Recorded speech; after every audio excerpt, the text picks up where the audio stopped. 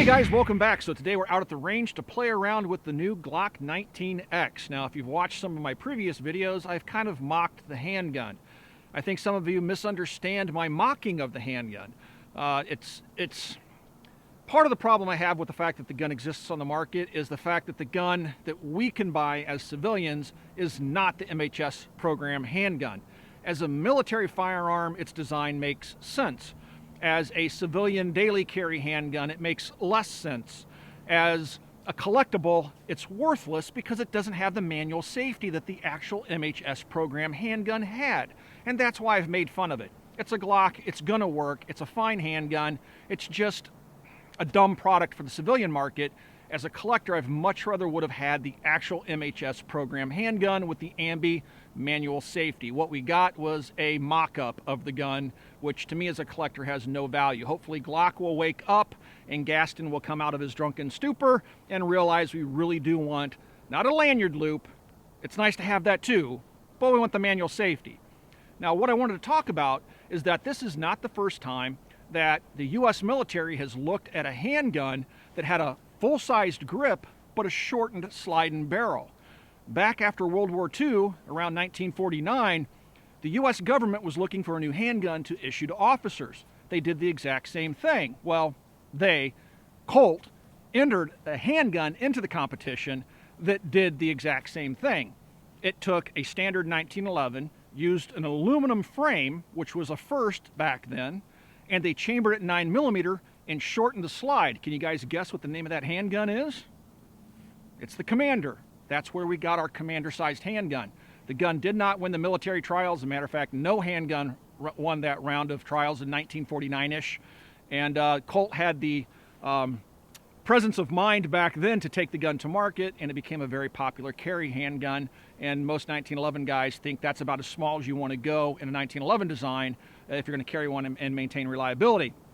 So what I have out here today is a replica of the original Colt 1911 that would have been used by the U.S. Army. This is World War supply gear. This is all replica gear that reenactors would use. I have a two magazine pouch, mag pouch here, an old web belt with U.S. markings on it, has date markings on the back side, and this is one of their leather holsters that is a replica of a 1911 holster that would have been used First World War to Second World War. I'm not an expert on soft goods like holsters, but these holsters are really, really nice. It has nice stitching, really thick grain leather, nice finish, nice brass components, and it would pass as an authentic holster if you didn't know any better, other than it just being in perfect condition. The handgun we have is a Auto Ordnance 1911. This is marked U.S. Army model 1911. It's a very good facsimile of the original 1911 the U.S. military would have used. This has zero collector's value, but it has 100% fun value. I'm carrying the handgun as most soldiers would have carried it. Army manual would have told you to carry the gun with a loaded magazine, hammer down on an empty chamber, because it does not have a firing pin safety. At least the originals don't. They do now. The short safety thing is a thing. But the guns are not safe to be carried, according to the U.S. military, with a live round in the chamber. So I'm actually old enough to remember when the U.S. military still issued 1911s. The Marine Corps hung on to them until just recently. So if you were going to draw your pistol, you would have undid your flap holster, grabbed your pistol, loaded it, and started shooting. So let's start off with this video shooting this classic, well, a replica of a classic 1911. Let's take a look at that Glock 19X and show you some of the other pistols that were considered in 1949 as a replacement for this handgun to be issued to U.S. officers.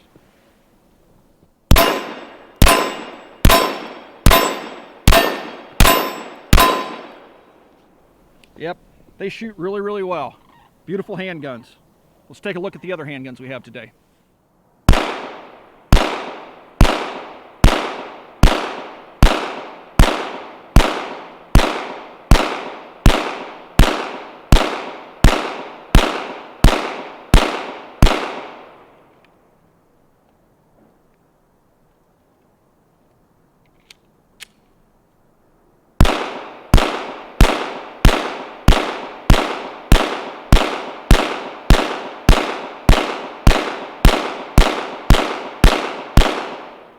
You guys will want to hang around to the end of this video because we have a surprise for you guys. But you're going to have to wait till the end to see it.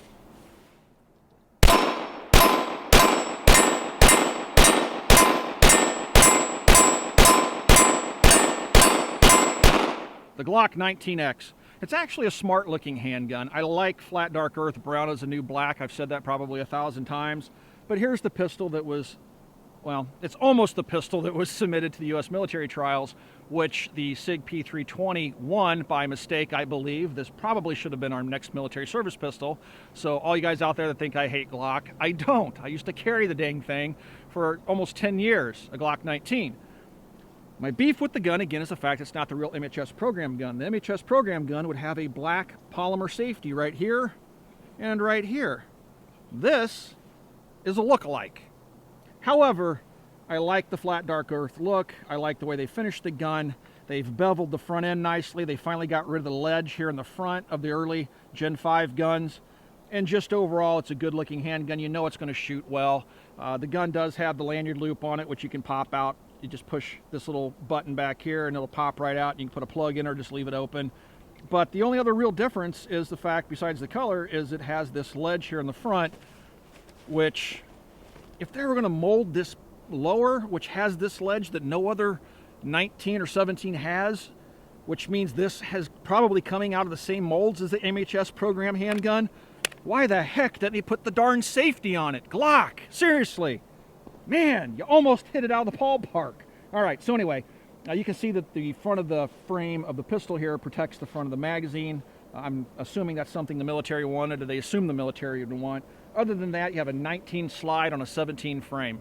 If I was going to do something different, slightly different, because Glock still is a one-trick pony, I would have actually made a 19 grip on a 17 slide and barrel, so I had a longer sight radius and a slightly longer barrel for slightly higher velocity, and it would be more concealable than this, because the length of the barrel isn't what you have to concern yourself with when you're trying to conceal a firearm. It's the length of the grip. This is what prints.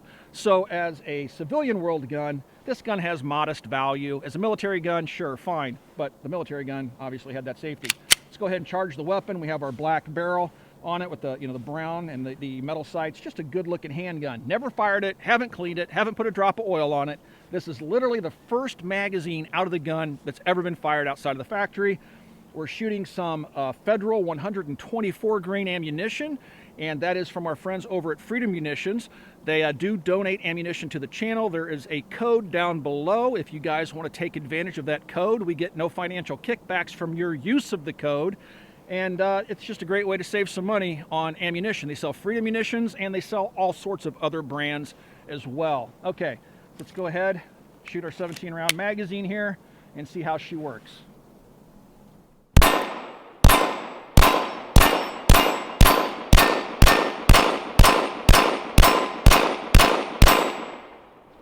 Shocker! It ran flawlessly. What'd you expect? It's a Glock. So it ships with that flush-fitting magazine, and then you also get a couple of these. Also, our friends at gunmagwarehouse.com sent out some extra magazines for us this afternoon. We've been buying magazines from those guys for a long time. They offered to send some magazines out for this video, and they did send out some of the new Glock brown flat dark earth magazines that go with the new 19X, and they also sent out some magazines we'll show you here in a little bit for some of the other guns. So here's the extended magazine, and again, we have ambi controls on it here. Being right-handed, I'm just going to go ahead and drop the slide. Hey, Remington, did you notice? The slide stop works as a slide release. Good luck with your bankruptcy.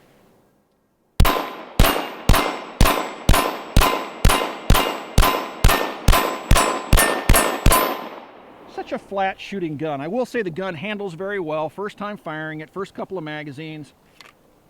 I like it as a gun. Would I carry it? Probably not, unless I open carried it or something like that. I would stick with just a standard 19 for a carry gun, but it's a nice gun. It's cool to have it in the collection.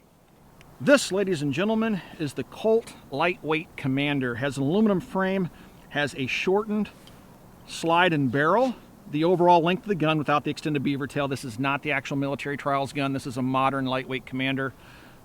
They were looking at about a 7-inch long slide. They didn't want to have something over 7 inches. Ironically, the Glock 19X, it's about 7 inches in length with a standard size grip frame. This is a standard size grip frame with a shortened slide and barrel. This is the same handgun, or the same basic handgun that was submitted to the U.S. military trials in 1949. How interesting is that? And it's also a 9mm. This, having an aluminum frame, was one of the first semi-automatic handguns produced in the United States that actually had an aluminum frame. So there was a lot of firsts going on here, and this gun sadly was not adopted by the U.S. military, which I don't think is necessarily sad, because I've not had real good luck with 9mm 1911s. The 1911 and 45 ACP, in my opinion, just kind of go together like a hot dog in a bun. You put a 9mm in this thing, and it just, I've seen them malfunction. The springs are a lot lighter. Yeah, it's like the 22 TCM. It's a great novelty. I know a lot of you guys are going to freak out because 9mm 1911s are all the rage right now. I'll take my 1911s and 45 ACP, thank you. But so this would have been a handgun very similar to the one that would have been submitted to the U.S. military trials. I do want to point out that RMH Knives, a fan of the channel, sent these grips to me, and that's why I don't have the standard factory Colt grips on them. Has the MAC logo with the Cross of St. James. Back and forth, I would like to say thank you to RMH Knives and for sending these grips out. Beautiful work, guys. Thank you for doing that. Every once in a while, fans will send stuff to the shop, and I do like to point that out when I can or when I remember. I have old man brain, and I forget stuff. But thanks, guys, for sending them out. They look beautiful on the gun. This is a Chip McCormick 10-round magazine. This is one of the magazines that the guys over at gunmagwarehouse.com sent out to us. And we'll try this in this little 9mm Colt and see how it functions. Now, we got 10 rounds of 9mm in here. I don't remember exactly what the military trial gun would have had in 1949. I don't even have a picture of that handgun that I can show you. I'll look again on the web and see if I can find something. But this is as close as we're going to get to that actual handgun. Now, it is a very light handgun compared to the all-steel 1911, and it does feel pretty good, and it handles 9mm very, very well in terms of recoil.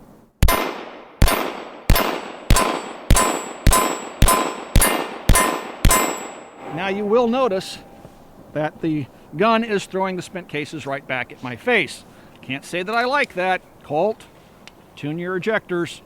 This is the actual Colt magazine. You'll notice it doesn't have the bumper on it that the Gun Mag Warehouse Chip McCormick magazine has on it. This is the factory magazine. And hey, look at that. The slide stop works as a slide release. It's freaking amazing.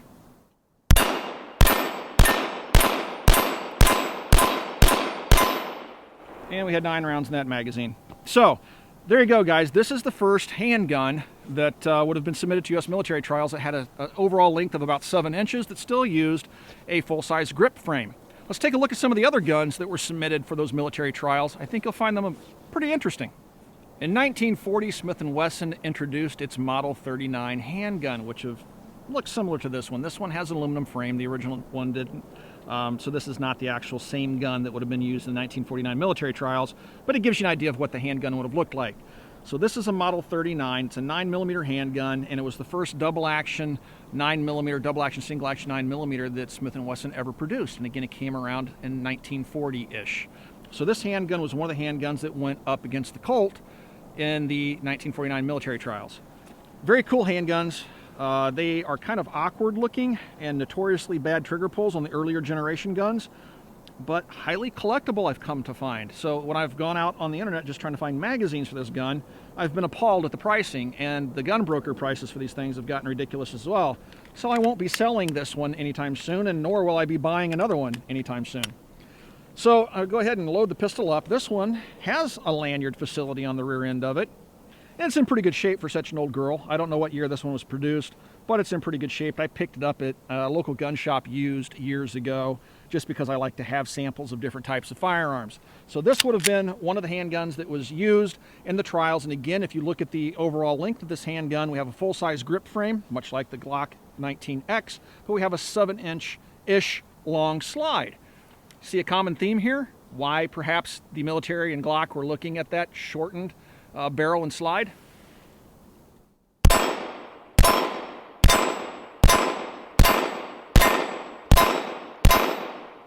I love these old Smiths. I really like the Model 59s. I have 1 or 2 of those, and I love the 10mm. You've seen that here on the channel. Neat old guns, but again, this one didn't win the military trials either because none of them did.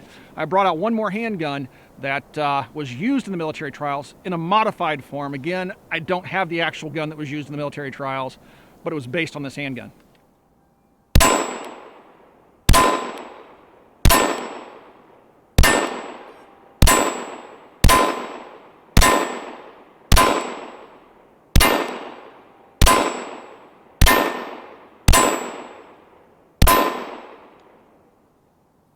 So one of the other handguns that would have been entered into those trials was a version of the Ingles High Power.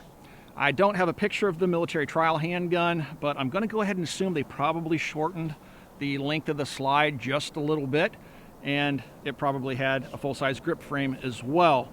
The High Power is a classic. I mean, this really is one of John Browning's finest designs. Of course, Dinade Ziev from Belgium actually finished John's work when he passed away while in Belgium, I believe, working on this handgun in the 20s.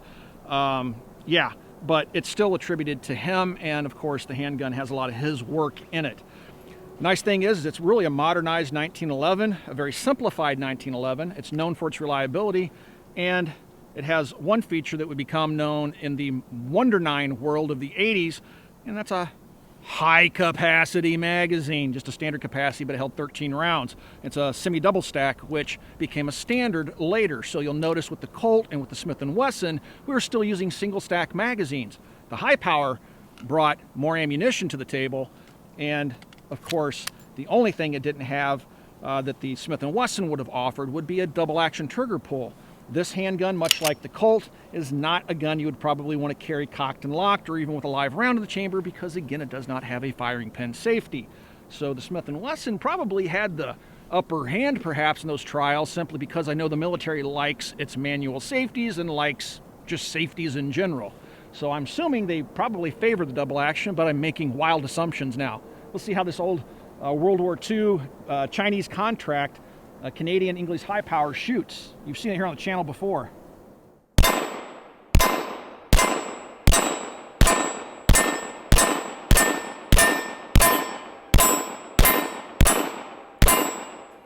And she is a dream to shoot, hammer bite and all. See how that hammer comes down right there? Yeah, so that can be improved, and it has been in later customizations of the handgun, but still a very cool handgun to shoot. And this one, as you've seen in past videos, actually has a stock that goes on it, and the handgun goes into the wooden stock. This is 1944 era handgun.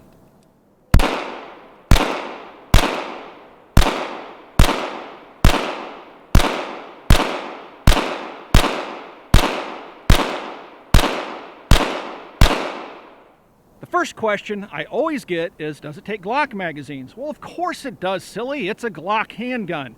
The next question is how well does it 80s hip fire? I honestly don't know, but I did watch that trailer for Sicario 2. Let's find out.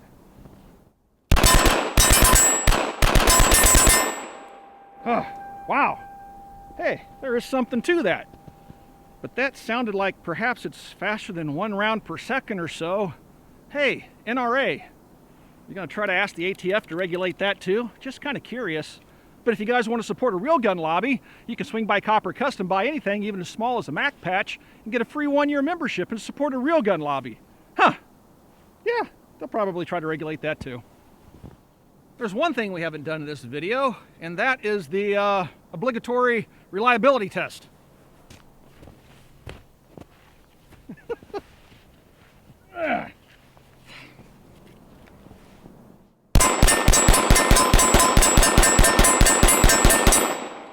Huh, surprised. It's a Glock. It works. Not surprising at all. It's time to wrap things up, guys. I hope you enjoyed coming out and coming to the range with us and learning a little bit about the history of the whole concept of a full-sized handgun frame with a shortened slide and barrel.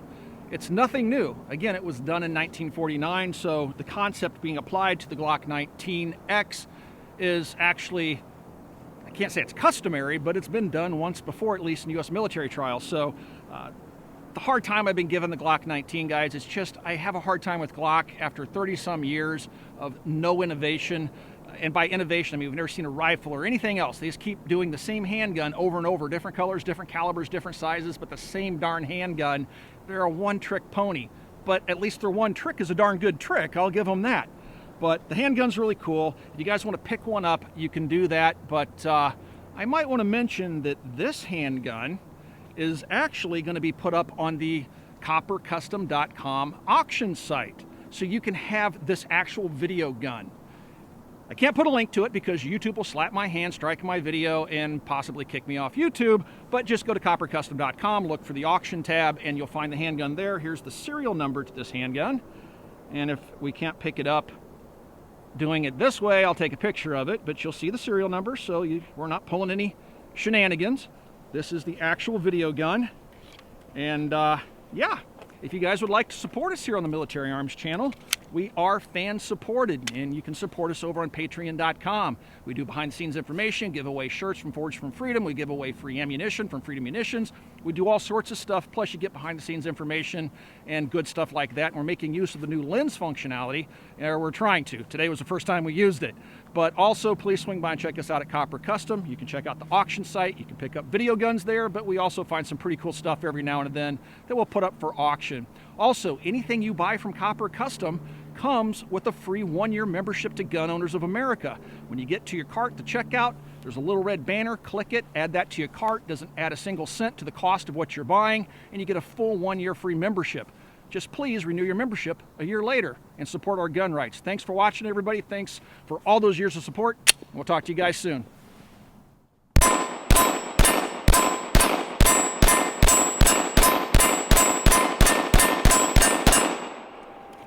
Yep, she shoots good. Again, if I was going to do just one trick, this would probably be the trick I would do.